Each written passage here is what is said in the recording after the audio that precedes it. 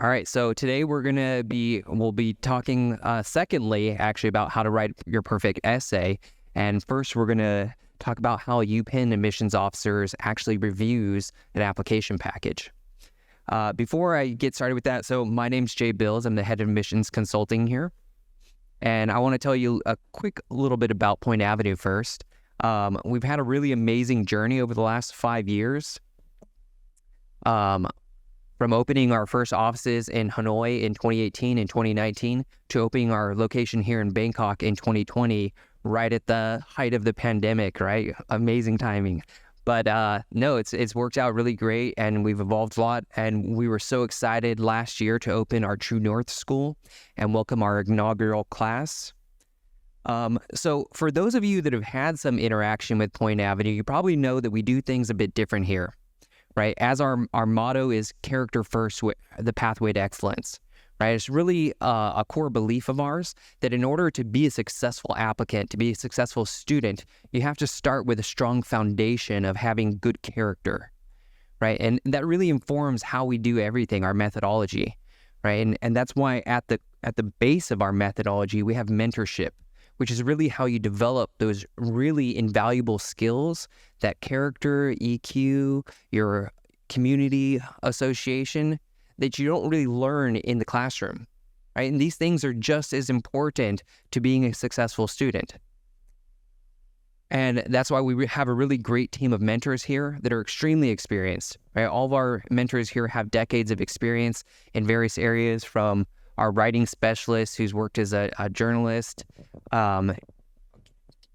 Cookie, our EQ specialist who's worked in parenting education and family mentorship, Karen, who works in career development. She's a career development specialist who has 19 years of experience now.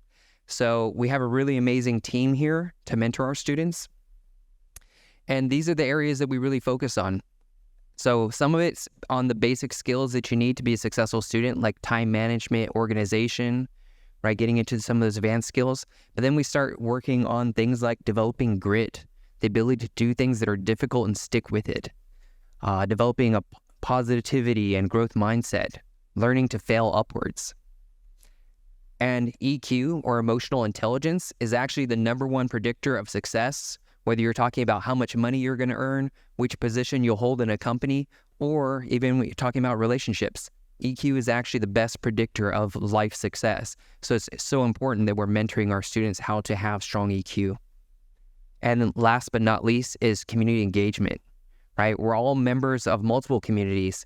And when our students learn to embrace their position within their community and start taking responsibility for that community, they can really start having amazing success.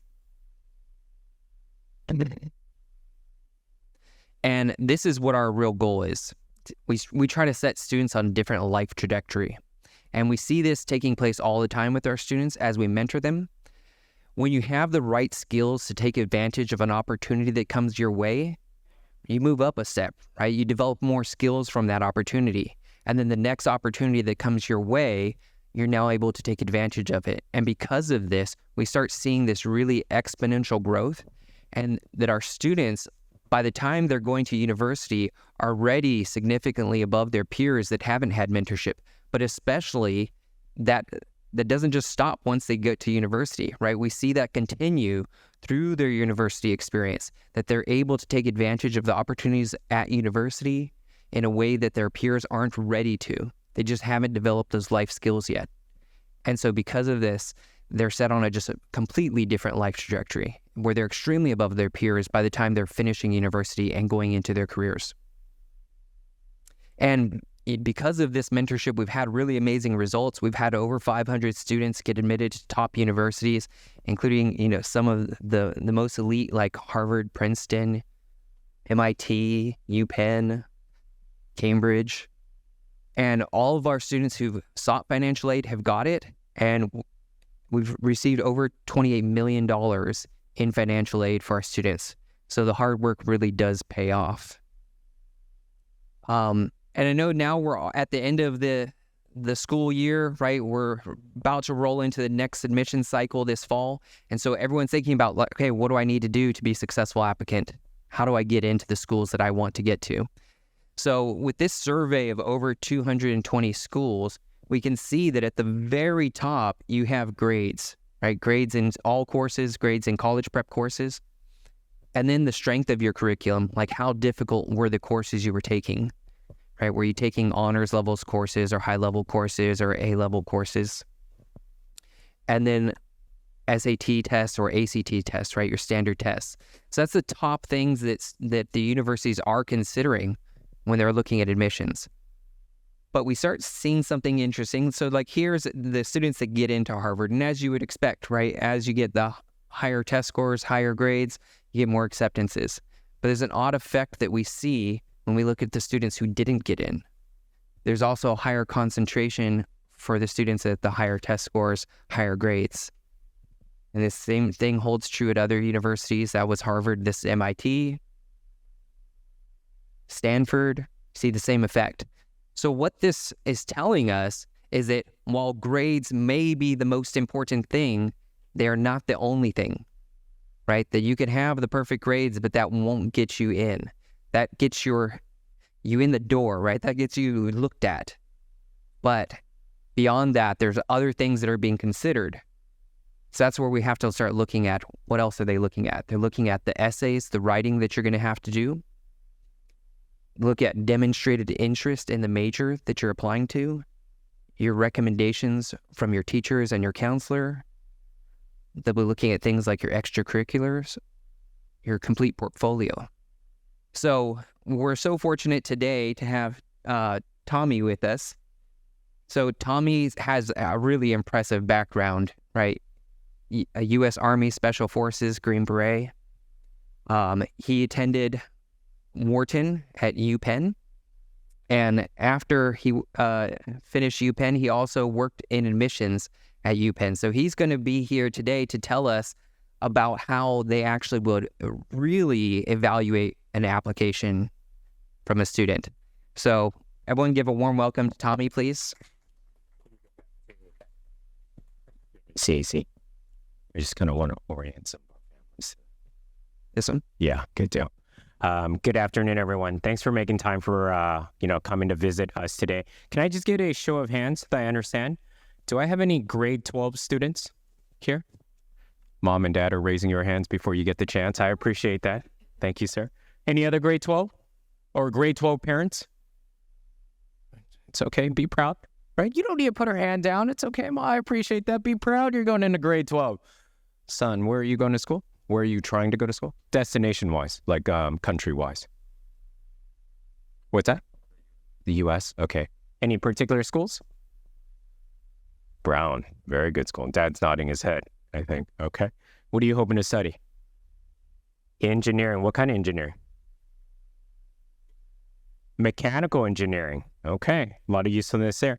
My lady in the back, where are we trying to go to school? Country-wise first. It's okay. There's no wrong answer. Son, we're going into 12th grade. We got 2 more months. We got to pick soon. Thailand. Thailand, are we considering outside of Thailand too? No, we're just here to learn? I mean, Thailand has great schools.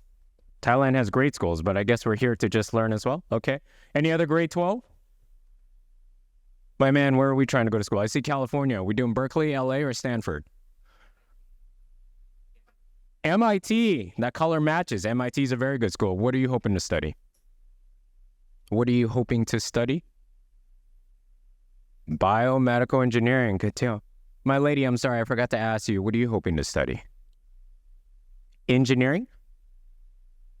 Veterinarian. Good. I like that. Do you have any pets? What kind? Dog? What kind of dog? Ooh, okay. I love dogs. I love cats. My lady over here on her phone. It's okay, right? How old are you? Or what grade are you going into? Grade 8. So this is way in advance. That's okay. I appreciate you, right? Some things here will help you.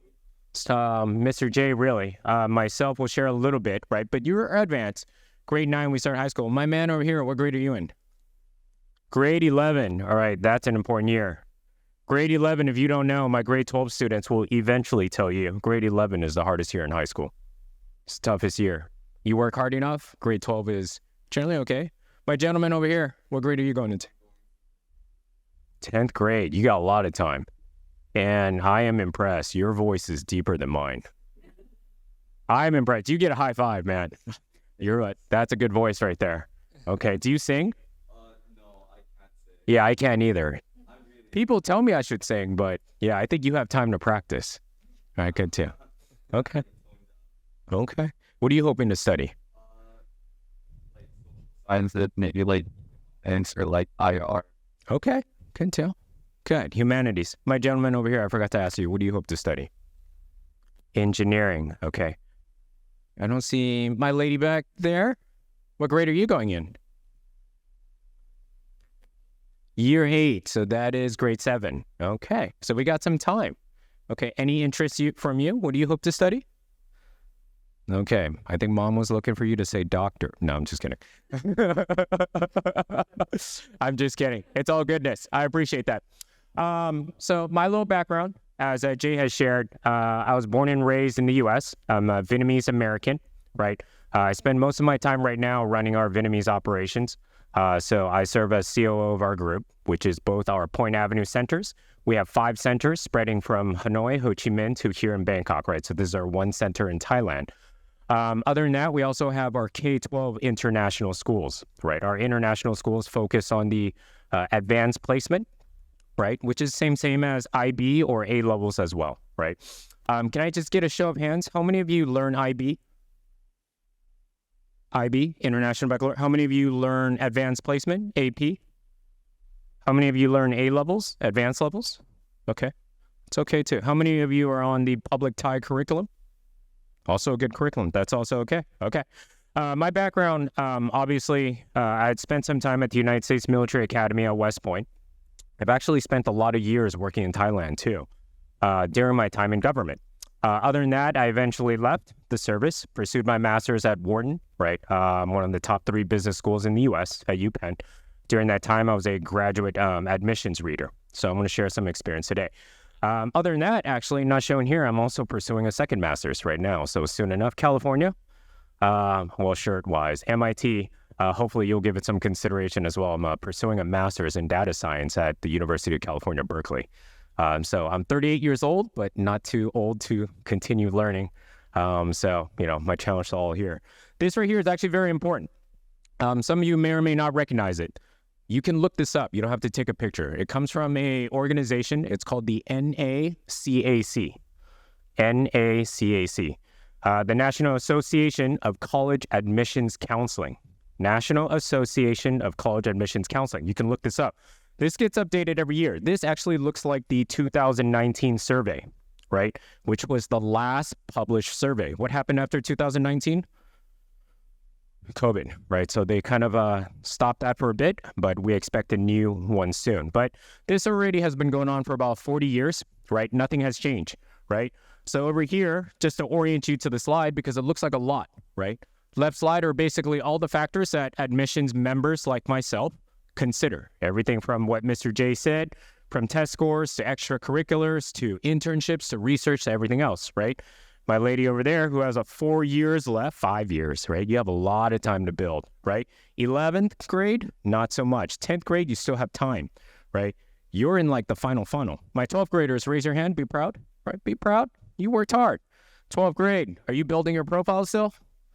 Not really, right? You're applying now. You're in it, right? We're applying, right? But everybody else, this is what we look at, right? And so from left to right, and for all my mathematicians, engineers, right? Eventually you study statistics. N stands for sample size, right? Number of universities that responded. So these are the top 200 universities in the US, right? Now, whether you want to go to US, Canada, UK, Australia, Singapore, wherever else, I will tell you that if you follow this method, you will achieve success everywhere, right? US admissions, in my experience, humble experience, right, continues to be the most competitive. Not to say that US schools are better than UK or Thai or whatever schools, but in terms of competitiveness to get in, there's a lot of people competing, right? So if you pay attention to this today, you applying for this, you can apply anywhere else, are my general thoughts, right? And then left to right, just to orient you as well, 4 columns. We have considerable importance, right? No, and then obviously to moderate, limited, and no importance. No U.S. or no college admissions is going to ever say this is the most important reason to get in, right? It will never be the most. It will just be important, right? And as Mr. J said, it is important, but not sufficient, right? He showed you a lot of data points, right? A lot of top kids with high test scores, high GPAs.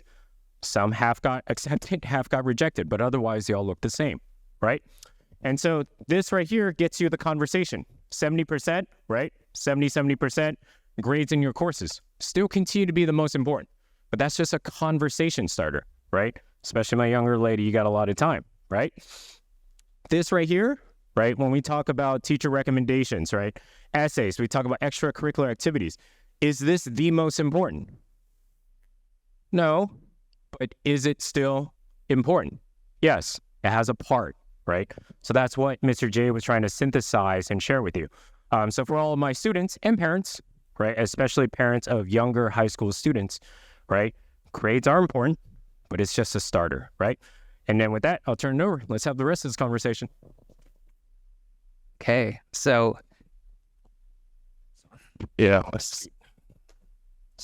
we're gonna go ahead and I'll ask Tommy some questions. So first off, would you just walk us through an application review about how much time you guys spend on each component? Right. And then also I forgot to say hi to all of our online viewers as well. I think we have about, I think over 50 or something. But with here, for parents and students, if you have questions, right, I encourage them, right? You can either ask while we're doing this, hold it at the end as well, and then I can answer it, or I can answer it privately as well, right? And I encourage our online members as well.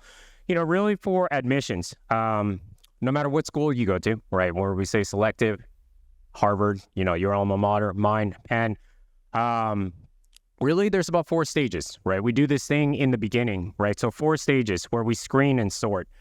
Screen and sort, we have individual reads, we have committee reads, and then we have final decisions, right? This is like the black box that is admissions.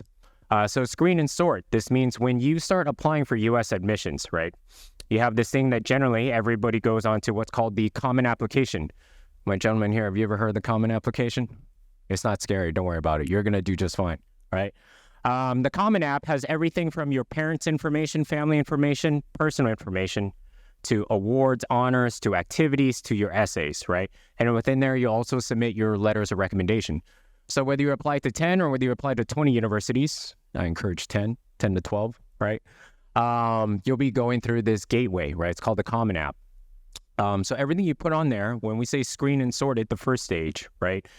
Everything gets numerically graded, right? So your test scores, your grades, your honors, whether you put international, national, regional, domestic, right? All these things get points scored, right? Even your essays, actually, for some schools, MIT, right? Very data-driven. Any sort of engineering school, very data-driven. They'll screen everything from top to bottom. They'll assign numeric scores, right? Everything from your academic to your non-academic components, right? So that's the first thing, right? So me as an admissions member, when I look at your profile, I immediately see all the scores and where you stack. So that's just context, right? Next, we go straight into individual reads, right? And so there's 2 methods for this. Schools will employ different methods. Universities will typically have anywhere from 2 to 3 readers, right? So there's an initial reader, a second reader, and a third reader. These admissions officers, members, right, will read over your entire packet, right, from top to bottom, and I'll talk about how long that takes. Some schools, Penn, famously known to do kind of a team read, right? They'll have 2 people sit on your app and read it together and discuss and come to a weighting, right? So we talked about screen and sort, we talked about individual reads, and then we talked about committee. Eventually, your applications, right, after they've been flagged for either accept, deny, consider, right, it'll go before a senior committee, right, generally a committee of 3 persons or more, right, and different schools approach this differently, but ultimately the committee will sit there and discuss, right, so typically your first reader, right, will present your case, what their recommendation is, right, whether to, again, accept, wait list, or reject, right? And then obviously we get to the final decision. But all in all, actually I'm going to ask the question. My gentleman in red who wants to go to MIT, right? I'm going to pick on my 12th graders, not pick on you, but it's really because I want you to know these information. How long do you think an admissions member spends on your particular application, front to end, all essays?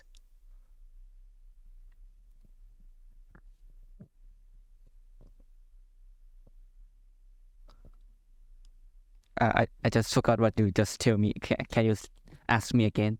How long do you think an admissions officer spends on reading your entire application? Just 1 week. Just 1 week. 1 minute? Did you say 1 minute? 1 week. 1 week? Oh yeah. 1 week? My man, that's generous. I gotta read 50 applications per day. I mean, just the duration of... No, the duration, you're gonna sit and wait. After you submit, so let's just hope you apply to MIT. You apply REA, right? Restrictive Early Action.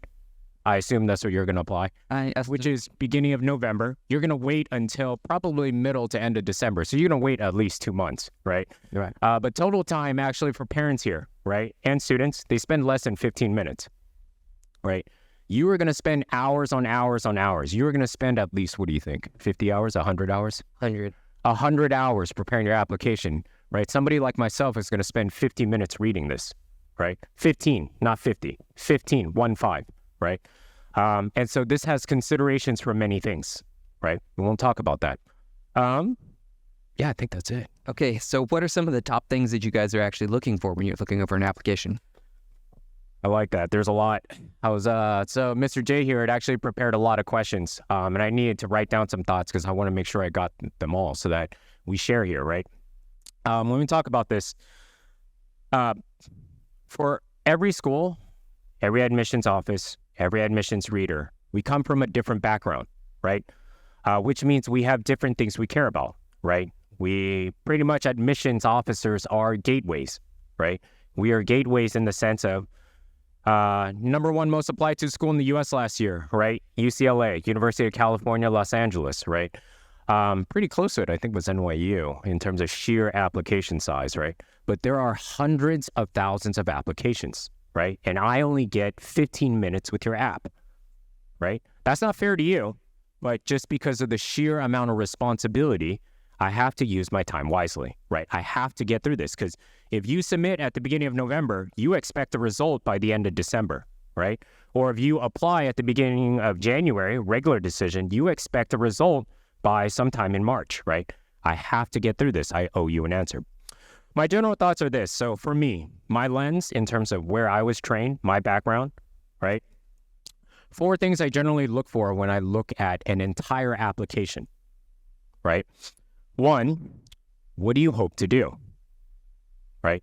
This doesn't mean you need to know your life calling. You don't need to understand it fully, right? But I generally need to understand where you're going to go. My man here who even said humanities, right? Whether it could be, you talked about economics, you talked about IR, at least that's a general direction. That's good, right? I heard engineering, right?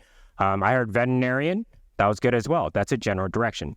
Next, what I want to understand as part of your authenticity, and you'll hear this word a lot, right, is how did you come to this understanding, right? How did you learn this? It wasn't like your mom or dad whispered this into your ear, right? It's like, how did you learn this? In school, your friends, your classes, your experience, right? Third part is I need to understand why you need college, right? You know, college is great. I love university. I love my time, but it isn't a exact component of what you need to do for everyone, right? And then lastly, why do I need school X, right? Whether you want to go to the Ivy Leagues, whether you want to go to the UCs, whether you want to go to the SUNY schools or University of Texas, right? I need to understand those 4 components. What do you hope to do? How did you come to that understanding, right? Number 3 is why do you need college and why do you need this school, right? Obviously, the scores, the metrics, everything else just show me that you have the intellectual capacity to do it. Some other things to think about. Unlike me, as I've been talking, clarity and concision, right?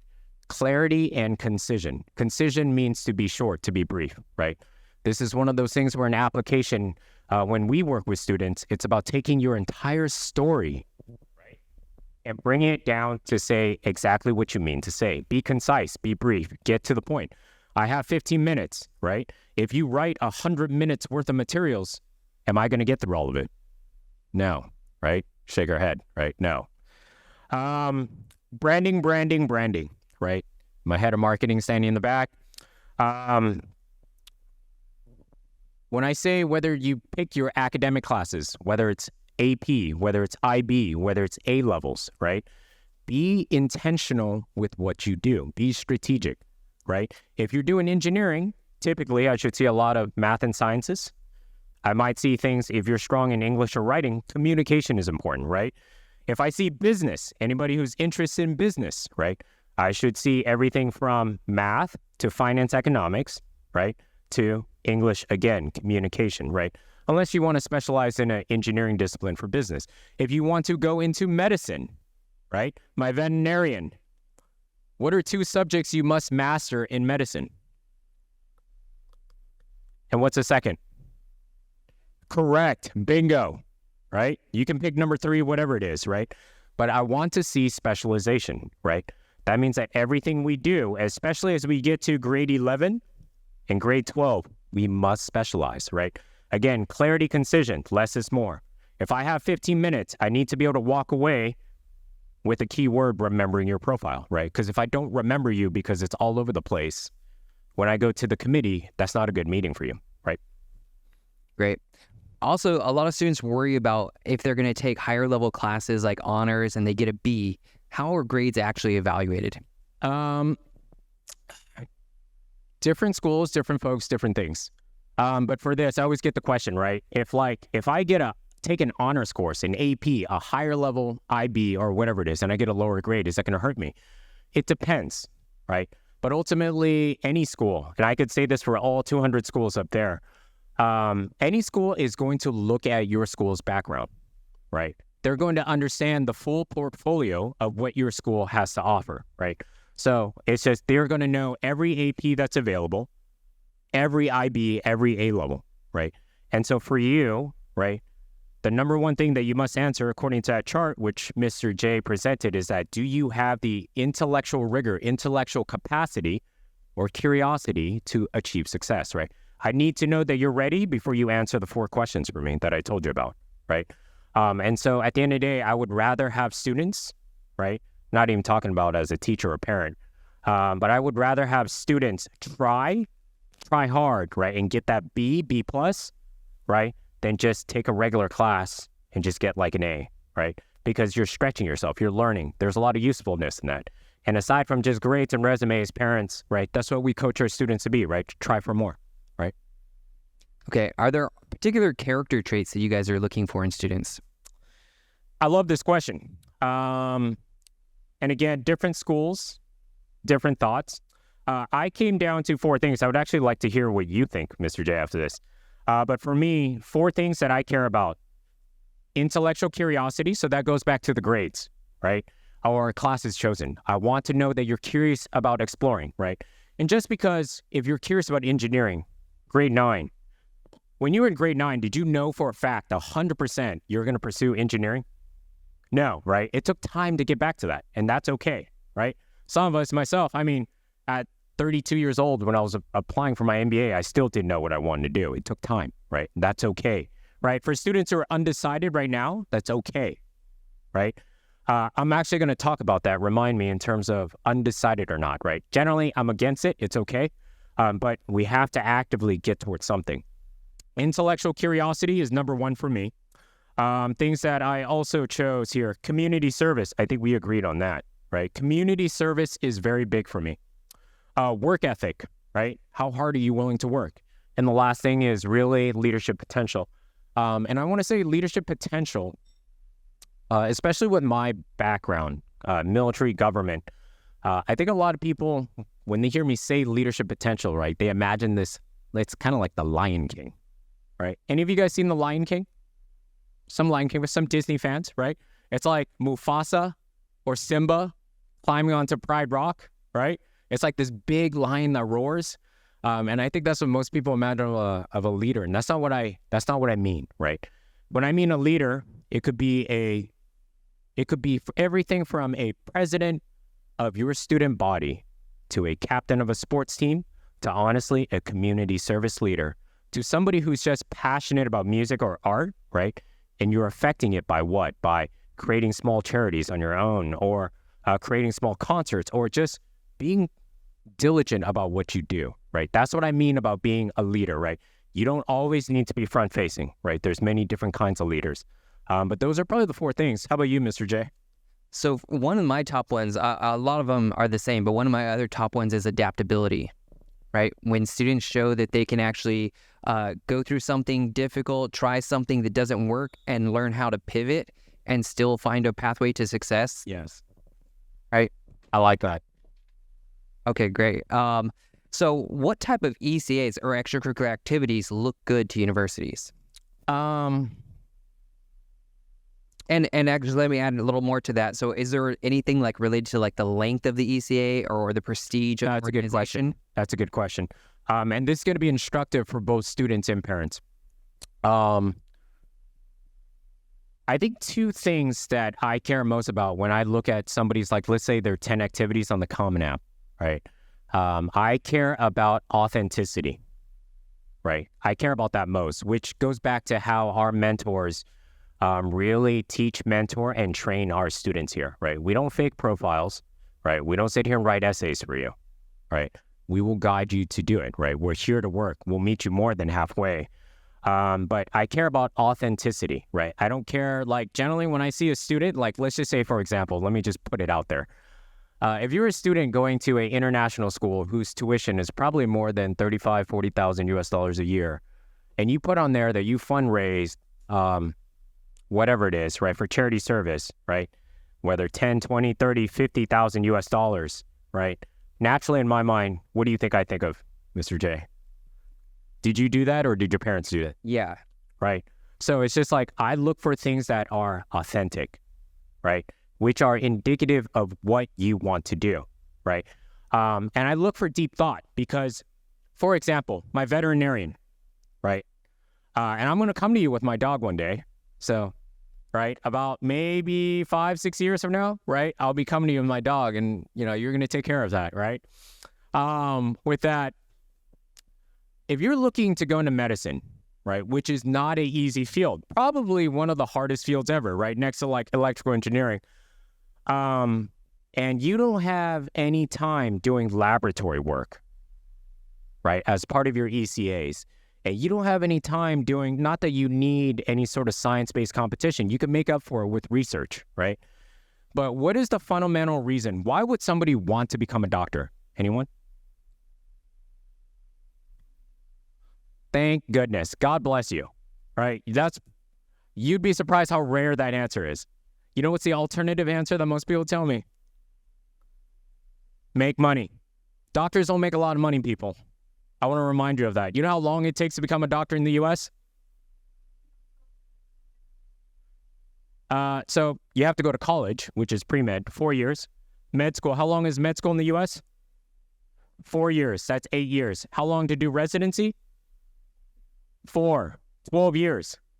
4 years. So that's 12 years to become a family doctor, internal medicine. You know how much longer to become a surgeon? 3 more years. That's 15 years. To be a general surgeon. You know how long to become a brain surgeon or heart surgeon?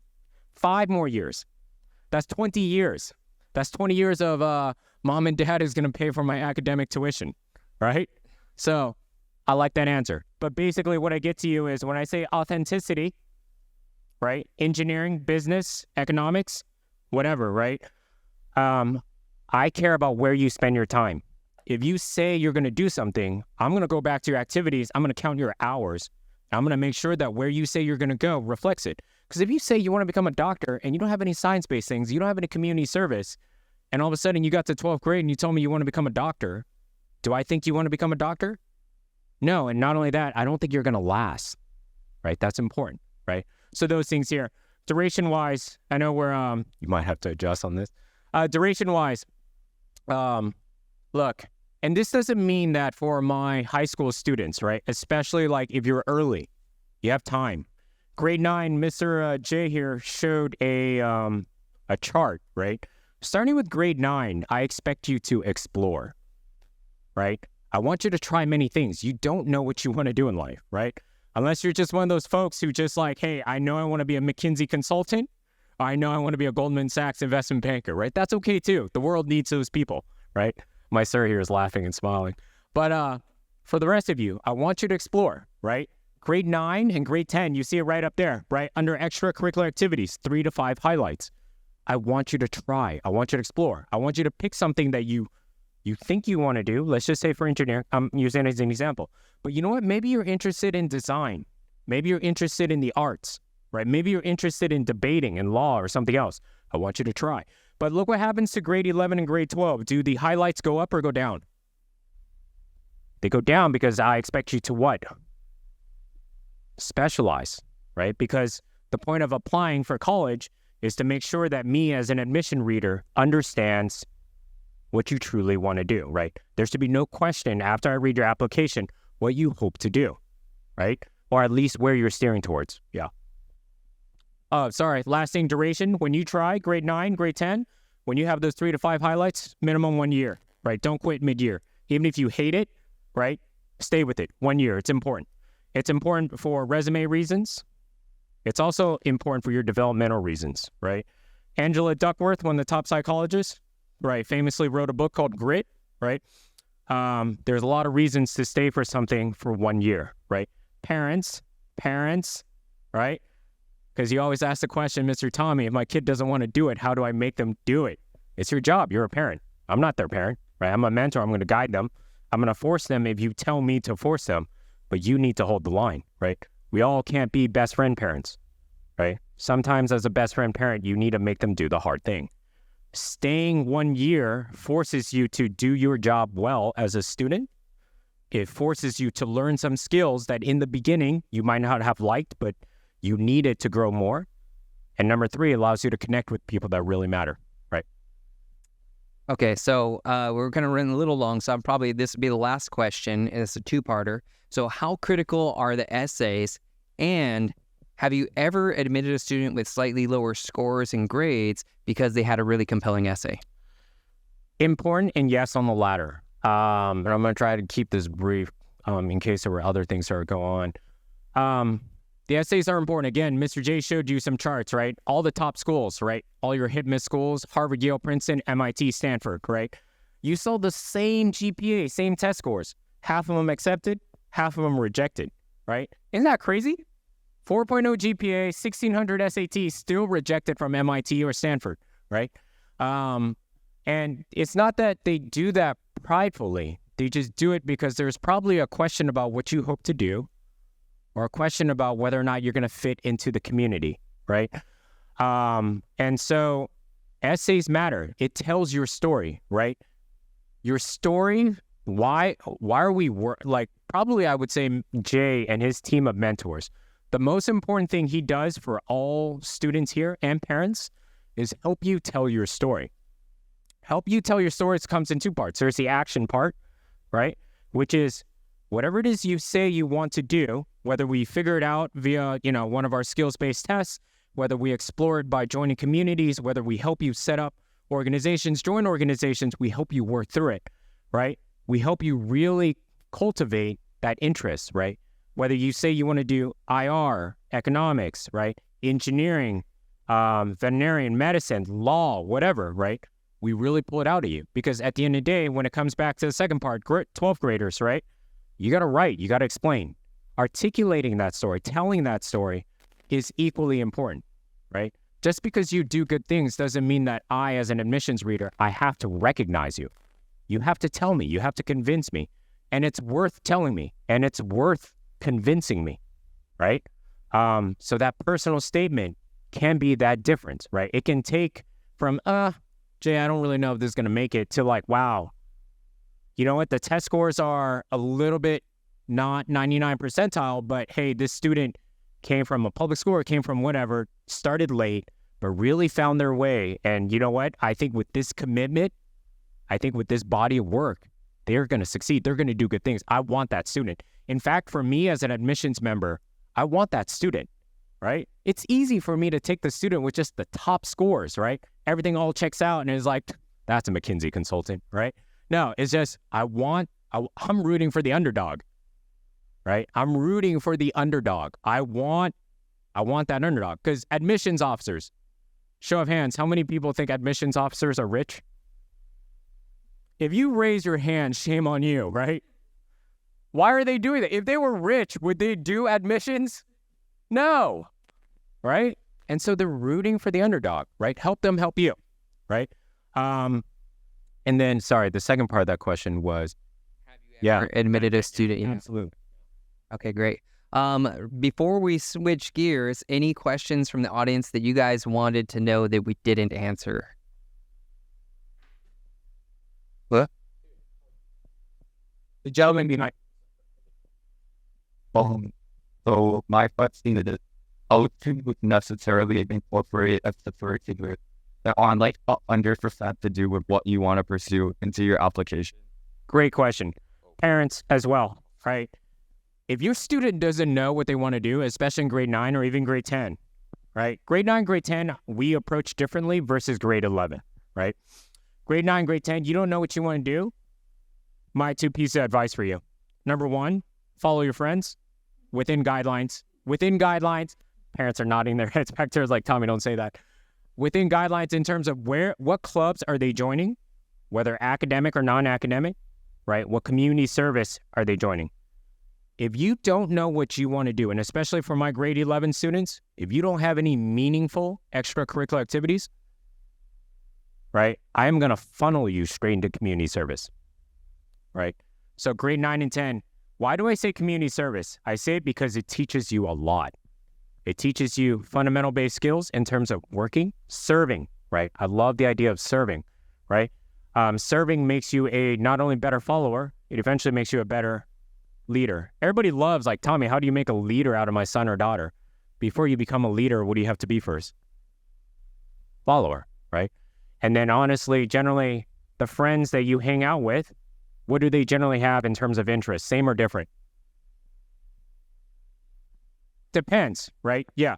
But generally, you align somewhere, and it's because you align on, you have more things in common based on interest than you do differences, right? And so exploring it, not to say that anything you touch once, you have to commit to a year. That's not what I'm saying.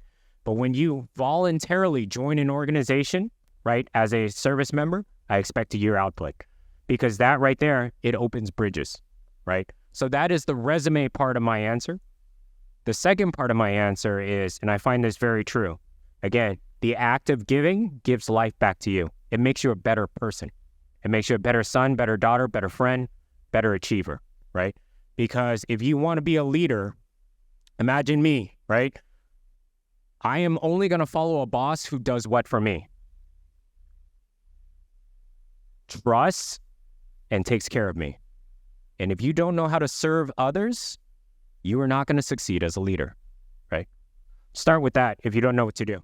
There's also another book that Mr. J and his team will share with you, right? It's called, What High Schools Don't Tell You, right? What High Schools Don't Tell You will talk to you about the science of pursuing an interest. Sir? I guess I'm interested in how students, in particular, find out about how the American, but for his whole career, going to a British, disability he needs to bring about his British education. Well, if the careless that and how you pay 13 years of high school, not 12. So it's a totally different system, and I don't know how students are supposed to know that. Does he have to write up something about his high school? And the other part that goes with that is, Tommy, it's a small international school, 500 students. Yeah, this one's out the way. I can understand. I'll repeat.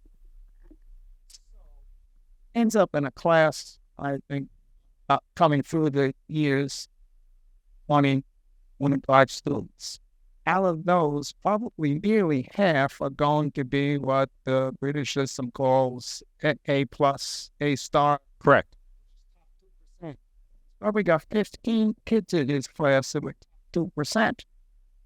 So when you look at GPA, when you look at the rank in class, you get any meaning to that. You know an awful lot about some of these schools. And so if that's the case, yes, something that you don't know, when someplace in that application he's got to tell you, or he's got to ask them to tell you when they submit.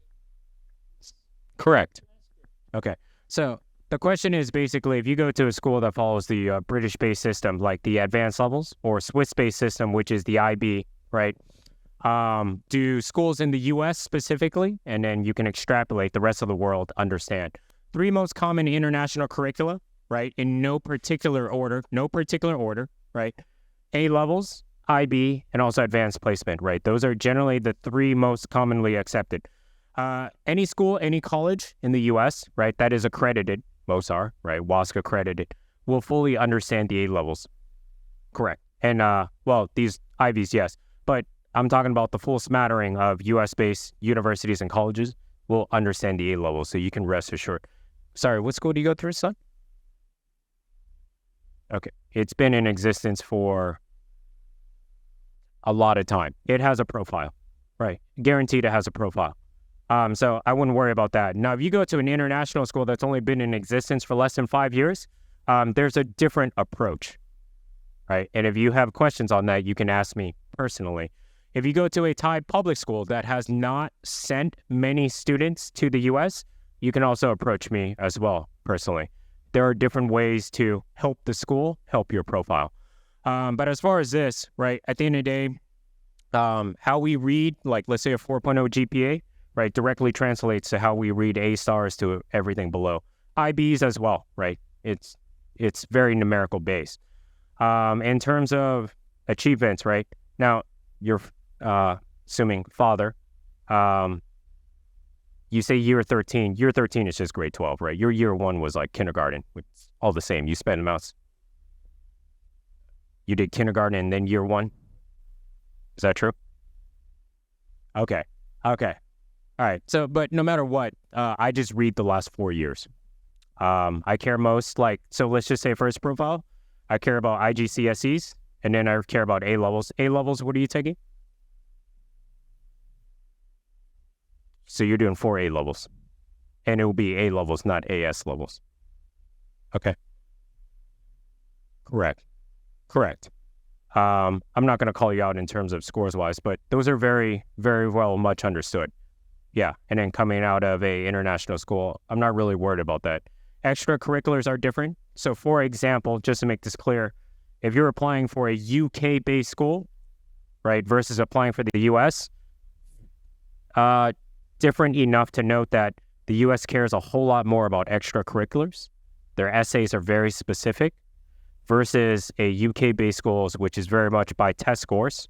And then again, reads more like a, why do you want to study what you want to study, right? It's a very simplified essay form. But I'm not worried about him presenting this, especially with a school with that much longevity and history.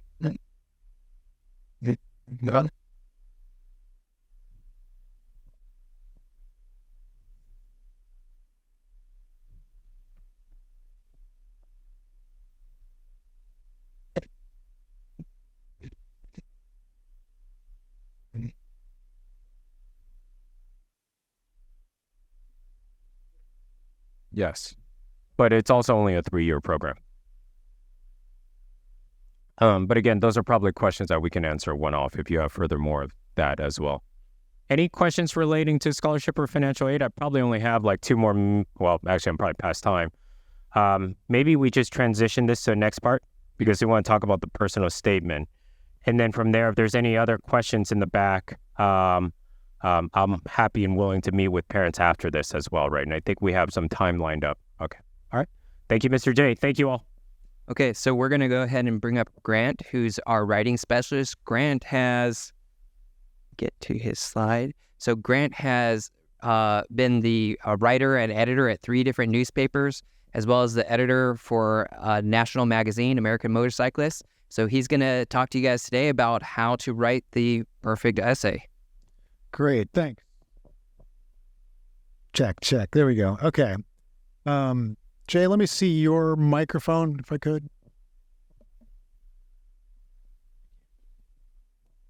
Okay, that's a little bit better. So, first of all, we can't take an actual break because we've got some people online, and if we all disappear, they'll all be looking at a blank screen. But we can do what we call in the U.S. a seventh inning stretch, which is when you stand up in the seventh inning of a baseball game. So right now, if you want to stand up for a minute, stretch out, and relax for just a minute because you've been sitting for quite some time. Come on, stand up.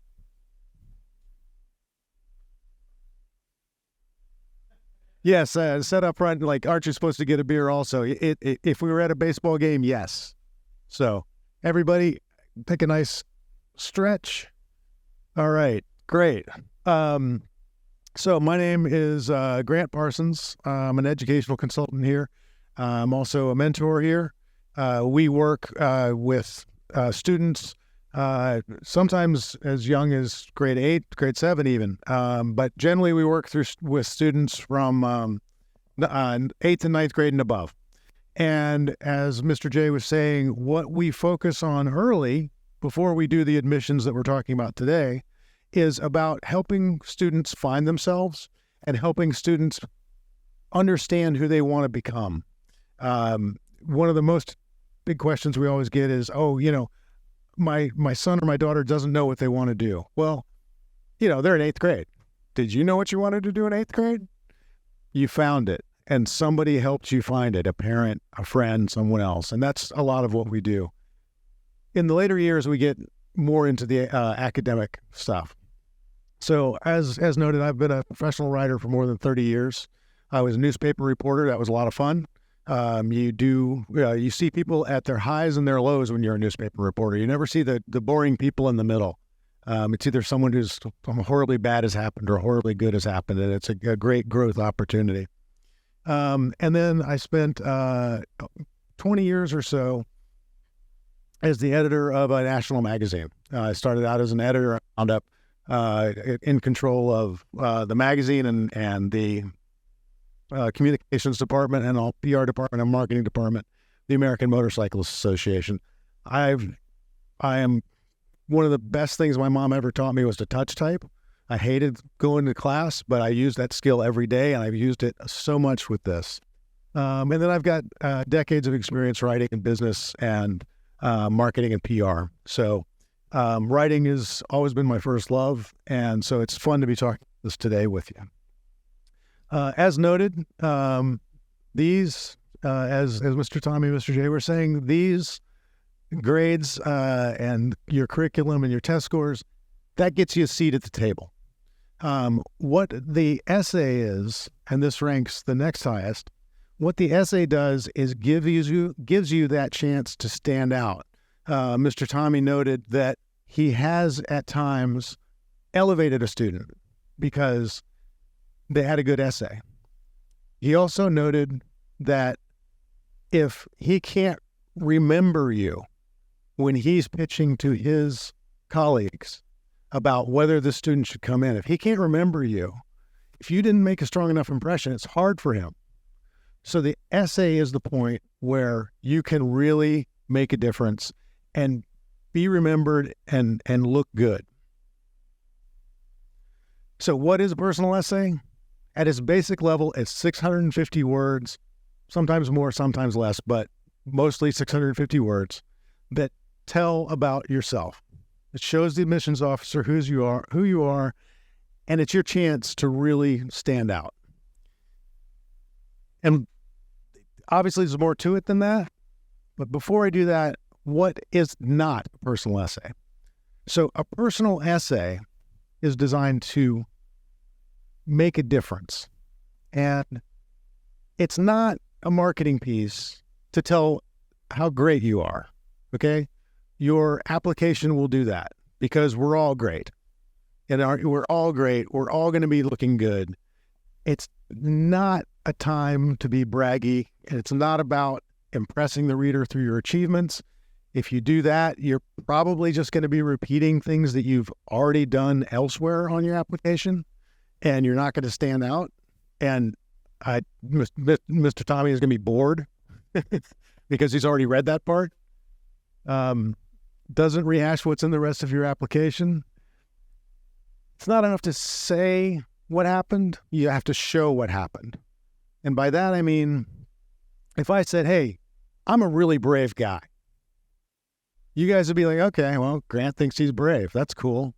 If I say, oh, I was walking down the street on the sidewalk, there was two guys fighting, and I went up and I broke up the fight, and the guy who was being attacked was saved. That would show you that I am brave. I didn't do that. I'm not that brave.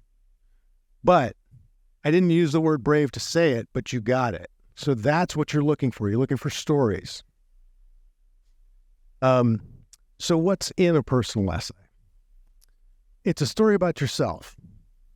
And it reveals who you are as a person, and that you're human. That you're self-reflective, that you're vulnerable and humble, that you have the capability for learning and growth. And if you can do it in a good way, if you can fit in a brief reason about why that school, that's always good. So I'm going to tell you a quick story about myself so that you can learn a little bit about me. So this story was from when I was 15 years old. I was a young man, and I found myself in the forest, in the woods, by myself at night. It was dark. I had no idea where I was at. I was scared. I was panicked. I was covered in sweat. And I didn't know that I was going to get out of this. I had messed up. And this is a true story. So it didn't start out that way. We would go in camping. I had a friend of mine who'd go camping. This was an age when kids had a lot more freedom. So 15 years old, I was camping with a friend. We had hiked in to the woods about a mile, 20 minutes. And it was an area that we weren't really familiar with. But there was a trail that we found that was kind of hard to follow, but we went down. We found a nice campsite next to a creek.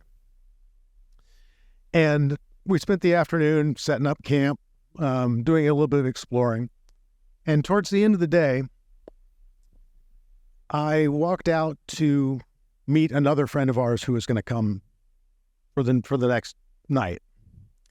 And I walked out about 20 minutes out. I followed the path.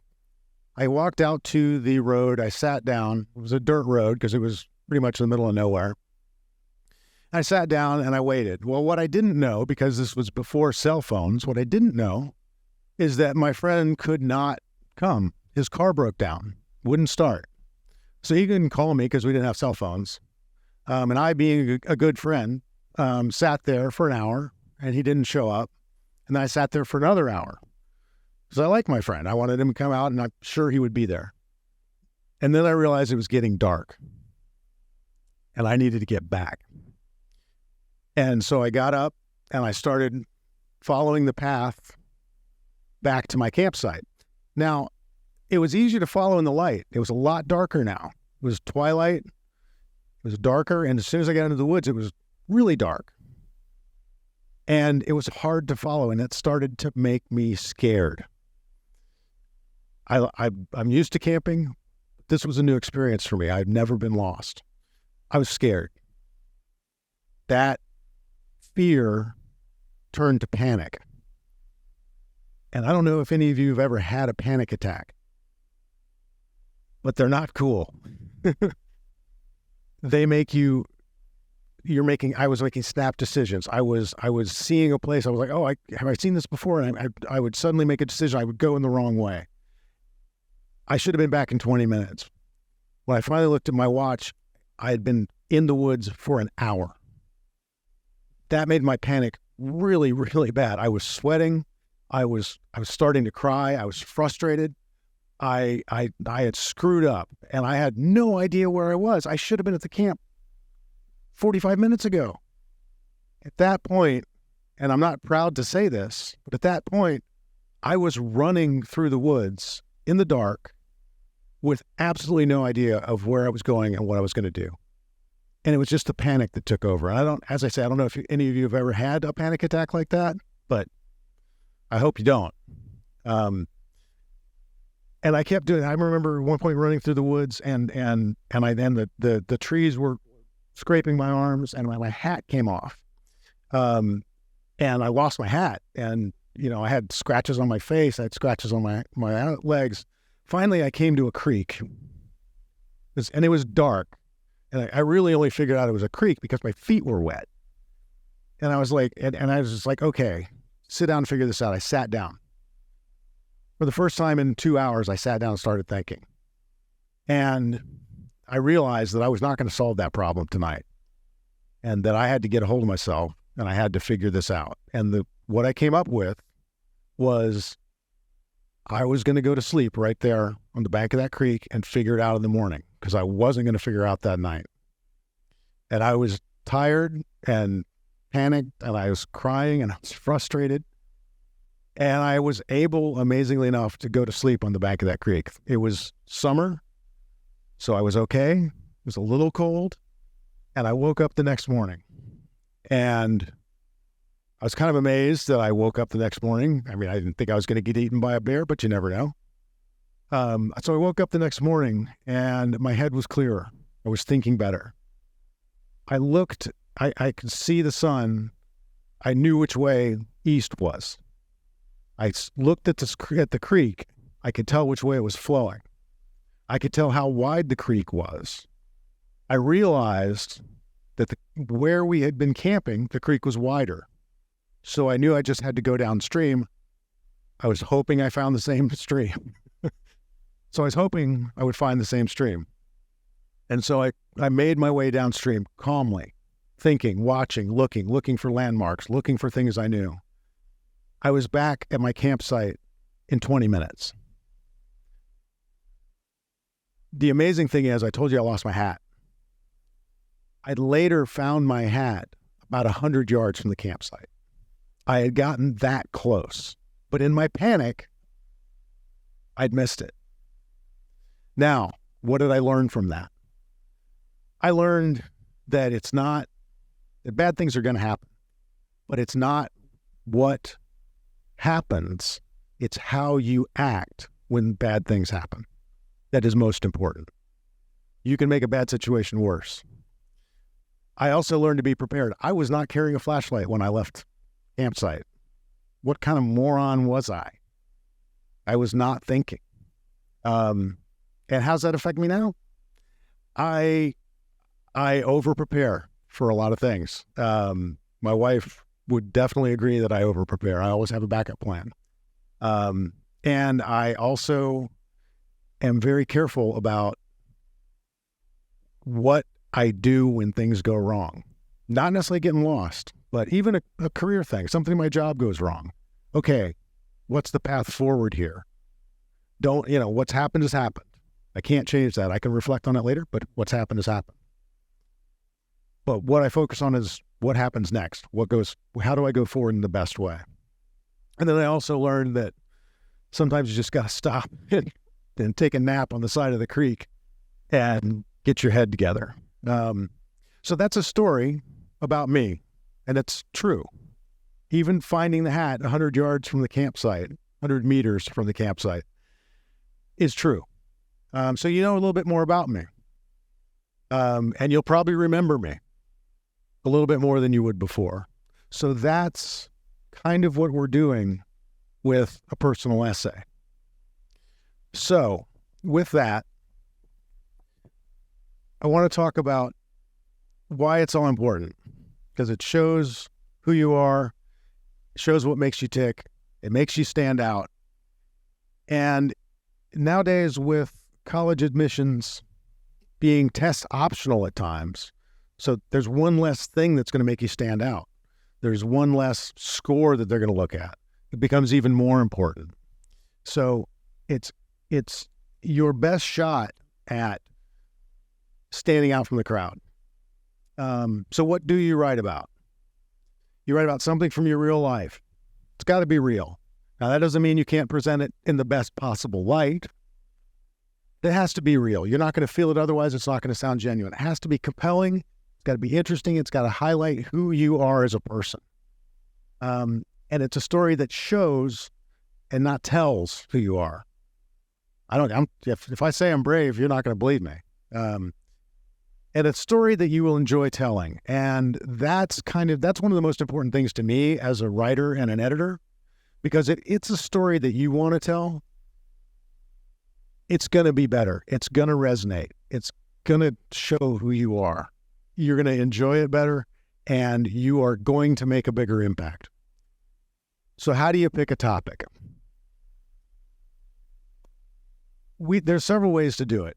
One of the ways that we do here, and we have a handout that has a number of questions on it that a student will fill out, sometimes with the help of a mentor, but the student will fill it out, and that will provide prompts, a number of ideas. You'll have 20 ideas by the time you do this sheet, and we've got copies of it here, and I'm going to hand it out.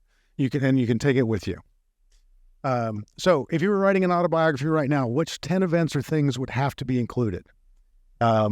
What would be the greatest stories in your autobiography, the book about yourself? I had a student I was talking with today, and one of his stories, he just listed his short-lived boxing career. And I was like, okay, that sounds interesting. Well, he was 11 years old. He got his clock cleaned, as we say in the U.S. He just got hammered in the head in his first match. He wanted to be Rocky, but he didn't quit. He went another year until his coach fired him. He's like, look, you're not going to get this.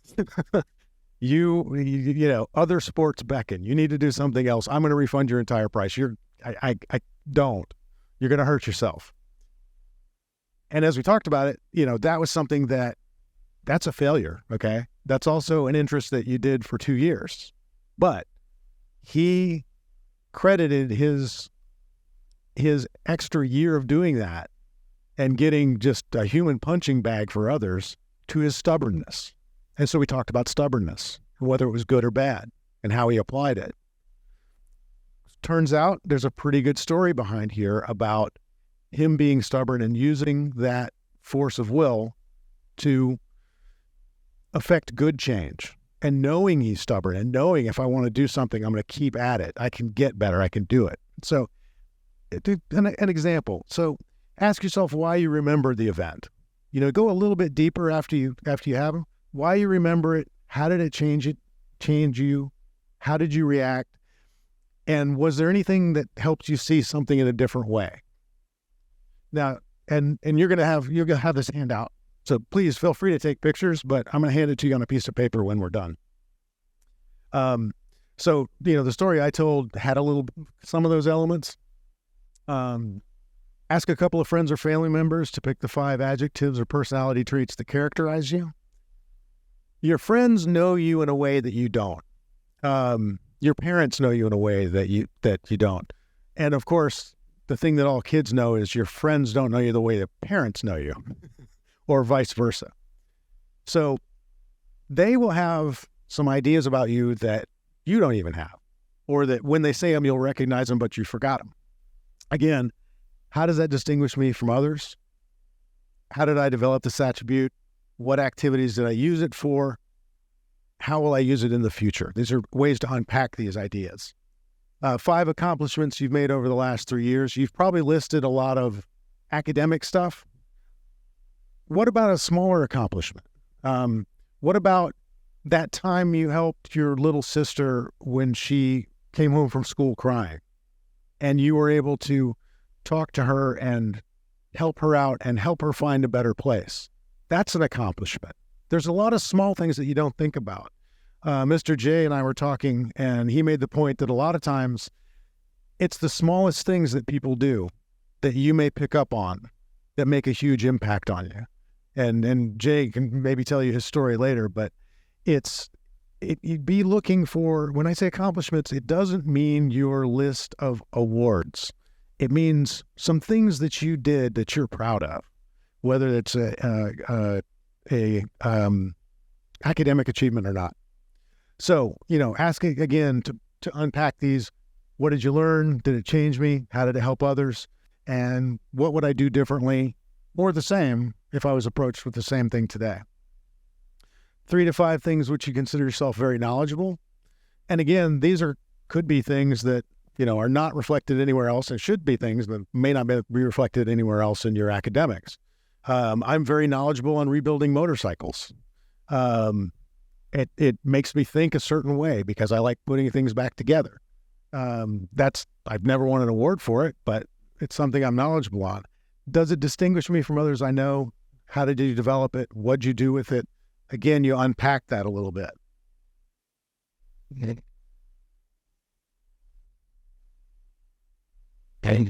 There we go.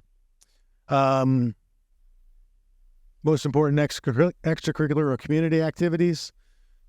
This is one that can be tricky because you're listing those elsewhere. So it has to be something in this category that really, really stands out. Something that happened while you were doing it, a story of what drove you to start these things. That's a little bit more of what you're looking for here. Again, there's certain questions to ask yourself to unpack it.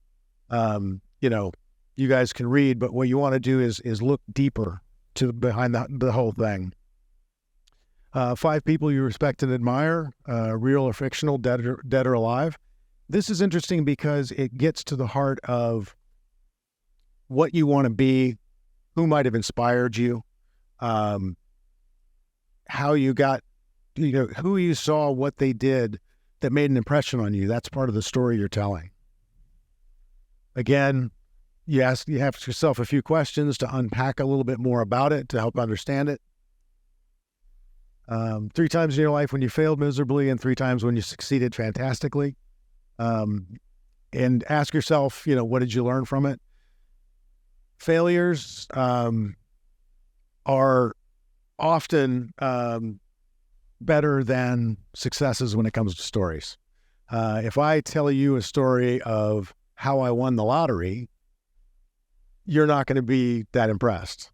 You'll be happy for me, I hope, but that's not a story. But if I tell you how I spent my last $10 on a lottery ticket and lost and had to figure out what to do that week to eat, that's a story. Ask your parents or grandparents. Again, they know you better than anyone else. You unpack that a little bit. For your favorite things and least favorite things, that's going to help you narrow in on some interesting parts of yourself that you may not have thought of before. Again, unpack it a little bit. Now, brainstorming your essay. You've got all of these prompts, all these ideas. A good way to approach it is to talk over 3 or 4 of your strongest ideas with a parent, a friend, a mentor, someone else. You'll be telling these stories as you're doing it, and you'll realize which ones you are passionate about. That helps a lot. Pick at least 2. I honestly pick 5. Outline all 5. Maybe even write the top 3. The more you do this, the more you get easy at it. You start to feel it, and it starts to work. Then take what those outlines and drafts say. Talk it over with a parent, a friend, a teacher, someone who knows you, to unpack which of these are working best. If you can do it with someone who is who knows the admissions process, if you can talk it over with Mr. Tommy, for example, he can tell you whether it's a great one for that audience or not. But you'll know because you'll feel it. You'll feel it. And then how do you structure it?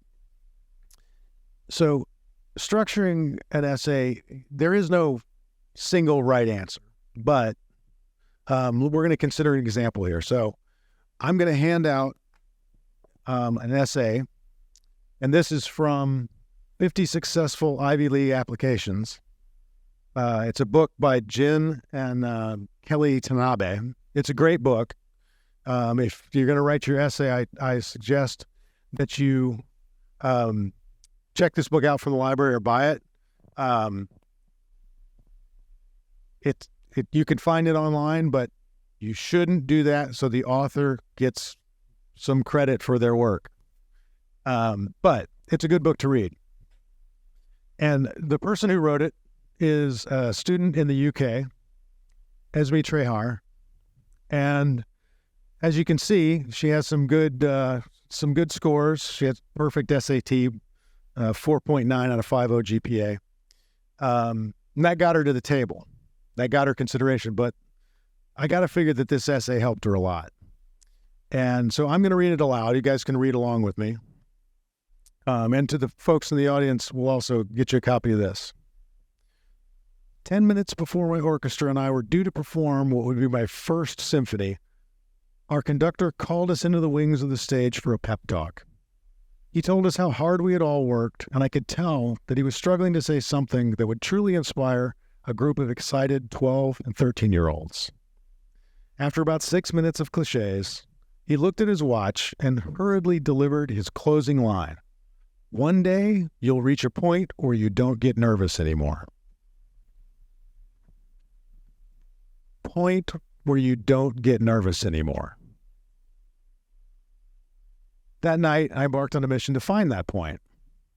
I performed at concert halls, churches, and venues all over the UK. I've played as a soloist and as part of an ensemble to packed audiences. I've auditioned for seats in orchestras and for conservatories. I performed at examinations on 3 different instruments, and yet this point eludes me. The point at which I no longer feel my own anxiety, worries, and doubts about the performance I am about to give. I have yet to reach this magical and amazing place. And recently, I decided to give up looking. Now, you get to that point, you're thinking, what, you're giving up? This is a horrible essay. But that's part of the genius of this essay. I gave up on my quest for this point during a concert with my orchestra. We were performing a piece by Debussy, one I had fallen in love with as soon as I played it. I was the first chair oboist, and toward the end of the piece is an oboe solo.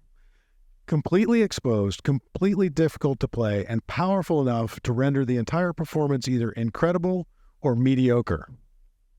Needless to say, I was so nervous that I was sure the members of the audience could hear my frantic breathing on stage as we drew closer to the solo, measure by measure. As I took a breath to begin playing, I closed my eyes and thought of all the hours I had practiced, all the tiny details I needed to remember while playing, all of the amazing performances I had heard. I thought of how transcendent and haunting I wanted it to sound, and how I wanted every member of the audience to freeze and just listen. And I played it. Every note sounded exactly as I had imagined it. And every pitch released another burst of adrenaline in my body.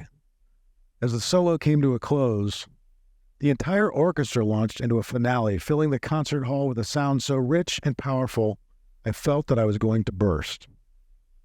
As I sustained the last note of the piece with 80 other musicians on stage, I thought, why would you ever want to reach a point without nerves, when overcoming nervousness delivers so much? I stopped looking for a place without anxiety because I realized that this point was really just a code for a place of apathy. I thought I was looking for a state of being in which I would be entirely professional and calm, but I discovered that it is on the edge feelings and challenges that sharpen me and make my performance worthwhile, and the wide range of emotions that make a performance incredible. I'm convinced that this is true of life in general, and whether I'm swimming in a race, completely in tune with my environment, taking a test where I feel confident and prepared, or playing my instruments in performance, I never forget that I am in a race, an exam, or a performance, and the result reflects hours of preparation and hard work.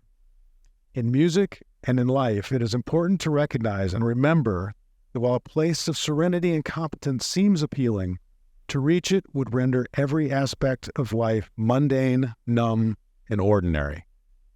By contrast, pushing oneself to do better, to play better, to be better, makes hard-earned accomplishments and experiences memorable. And if the price for excellence is a little anxiety, I am more than willing to pay it. What did you guys think of that essay? Was it good? Did you like it? Were you hooked? Did you want to see what happened? Let's talk for a minute about the structure of this essay, because it's a very common structure. And I would like to know from Mr. Tommy exactly how common this is, because I'm sure he sees it a lot. It's got an introduction, which we call a hook.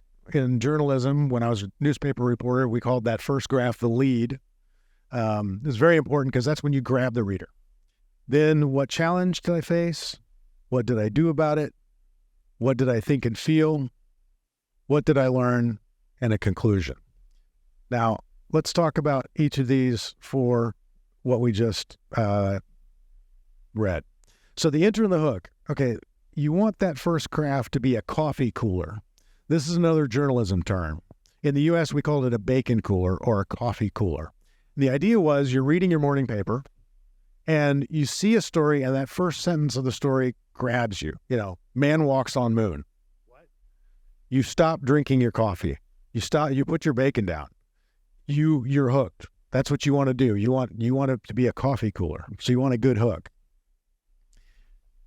In the story that the essay we just read, were you engaged quickly? What do you think? Were you engaged?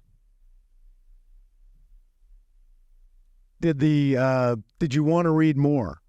Did you want to find out what happened? I think we did. And was the first graph a coffee cooler? I thought it bordered on it, yes. And I liked how she was aware enough to know that she was being told cliches and showing her frustration at finding the calm that those were supposed to give her.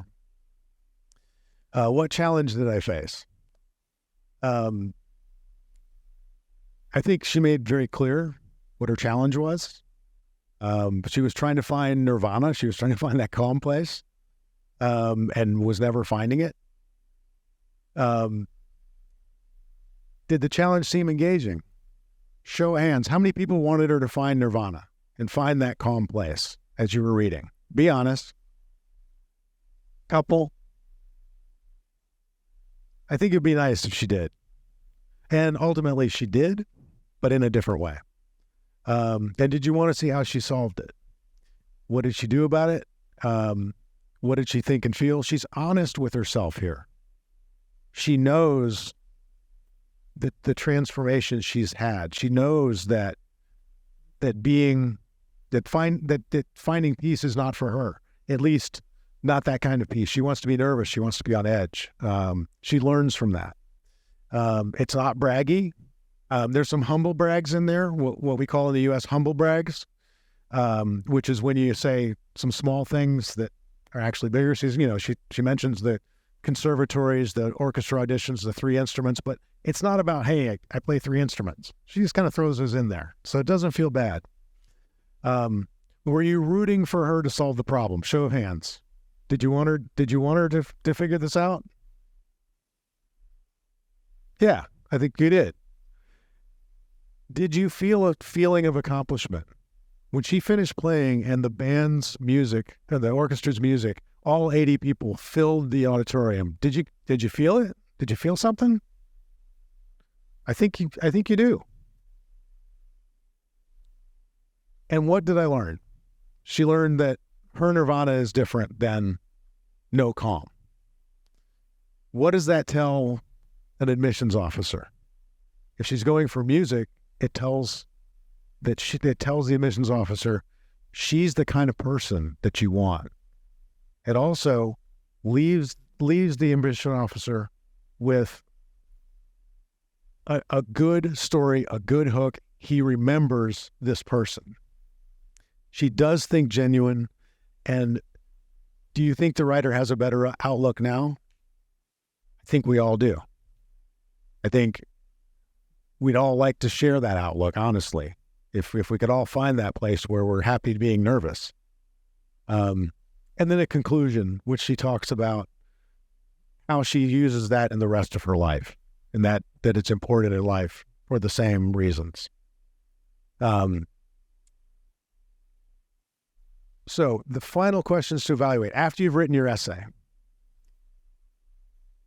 You want to make sure you're self-reflective, you're self-aware, you're vulnerable, you're humble, you're showing yourself to be capable of growth, you're not braggy, and you're showing why, if the college chooses to put you in, that they're going to be happy they did, that you're going to be an addition to the campus, or at the very least, that you're not going to be you're not going to detract from the campus experience, but they want to know that you're going to bring something to the table. And I think that if I was evaluating Esme for getting into music school, I would think that she would be a strong person to have in a music class.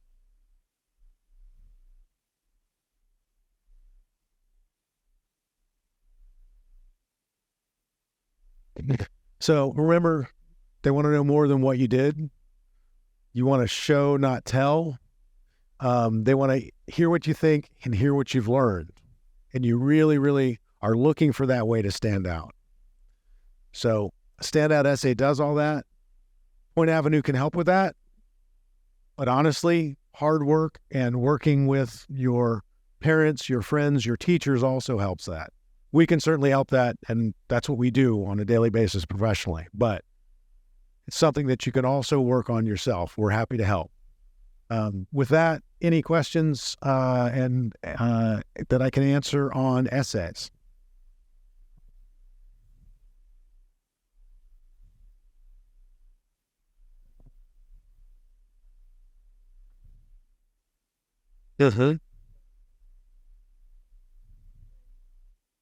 Right.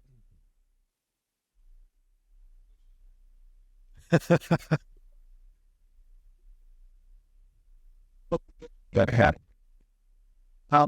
you also work, bro. You need that, and what part is Right. that? Then here, Right. all you look at Right. that.